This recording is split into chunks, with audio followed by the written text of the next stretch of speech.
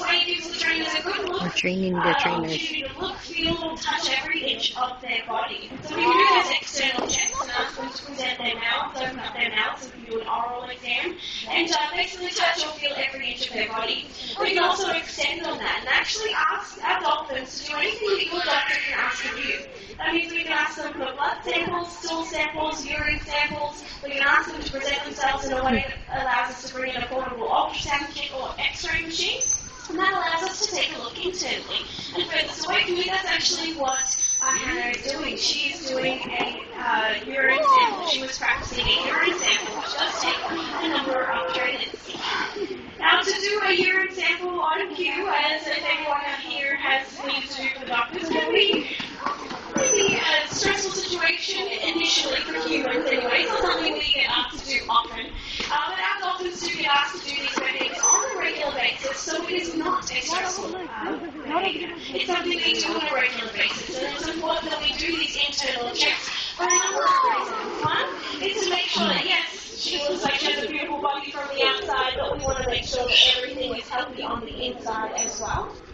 So we can check on a regular basis, but yes, also it's important to do so in order to make sure that she's continually comfortable with these behaviors. So if she ever is feeling unwell, asking her to do this urine sample isn't going to be an added stress. It's something that she does on a regular basis.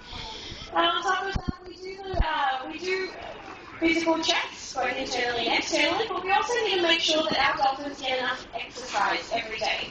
Pacific white-sided dolphins are considered to be very energetic and acrobatic animals, so it is important that we do ask them to do enough physical exercise every day in order to keep them healthy.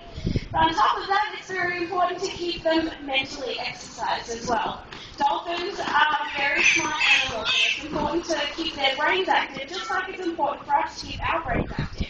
After all, that's why we read books, we do sports, and we learn new things throughout our whole lives to keep that brain active. And it's just as important with our dolphins. For that reason, our dolphins will be learning different behaviors throughout their whole life, and it is a great way to keep them both mentally stimulated and physically exercised.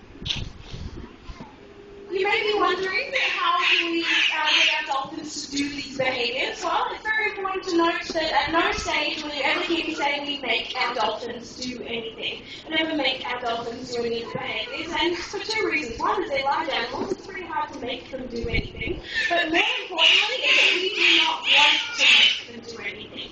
Even urine samples like what you see Helen doing in front of me is a voluntary behavior. She can choose to swim away at any given time. So we definitely work very well with our dolphins, and they have a very strong bond of trust between our trainers, and they do the behaviors on a regular basis. How do they work so well? Well, our trainers work with them in something we call operative conditioning and positive reinforcement.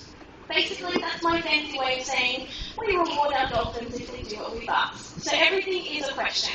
And the dolphins can choose to do it, or they can choose to ignore it, they can choose to swim away.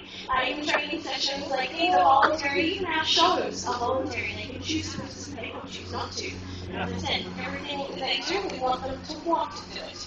Now, if they do something that we've asked them to do, and they do it correctly, we can give them a great reward. And what do you think would be a good reward for a dolphin? She got it. Yeah, fish is definitely a great reward. It's what we call a primary reinforcer. Food is definitely great, and we do use food as a reward for our dolphins. But it's not the only reward we can give them. We can actually give them many other things. Sometimes we can give them rubs or touches. Our two dolphins seem to be tactile, which means they seem to enjoy rubs or touches, so that can be a reward. Ice cubes can also be served as a reward, or maybe even pouring water into their mouths could be rewarding as well. And that's why it's so important for our trainers to spend so much time with these dolphins each and every day to not only get to know them and their personalities, but even their moods. So depending on how they're feeling that day, will determine what they will find rewarding. It's also important to make sure that we do different rewards on a regular basis for another couple of different reasons. One is it's another great way to keep that brain active. When they do the behavior, they're not sure what kind of reward they're going to be getting. But on top of that, more importantly, we want to make sure that food isn't the only reward, because the first symptom that we usually see if an animal is feeling unwell is a loss of appetite. So if they're not feeling too good and they're not really showing that appetite, then giving them a reward of food is a going to be very motivating if we needed to do a blood sample or a stool sample or anything like that. And that's why we reward them in many different ways. Having our dolphins here is definitely very special. We're very lucky to have these dolphins here, and we are reminded of them and their stories every single day that we see them. You may have noticed Helen closest to me looks a little bit different to Hannah. Her pectoral flippers are much smaller than Hannah's, and that is due to the injuries that she sustained when accidentally entangled in fixed fishing nets off the coast of Japan. Both of our dolphins actually have the same backstory. Both of them were accidentally entangled in fixed fishing nets off the coast of Japan. And it is unfortunate, but both of these were really lucky. They were rescued, they were rehabilitated, but unfortunately due to the injuries that they sustained or the length of time it took them to rehabilitate,